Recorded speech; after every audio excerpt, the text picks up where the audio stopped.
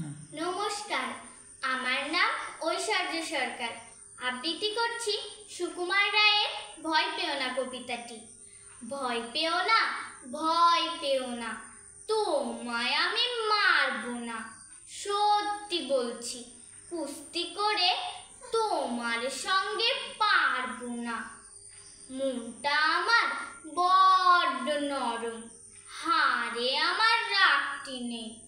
তোমায় আমি চিবিয়ে খাবো এমন আমার সাধ্যি নেই। মাথায় আমার শিং রেখে ভাই ভয় পেয়েছো কতই না। জানো না মোর মাথার ব্যারাম, কাউকে আমি গুতোই না। এসো এসো গর্তে এসো, বাস করে যাও 4টি দিন।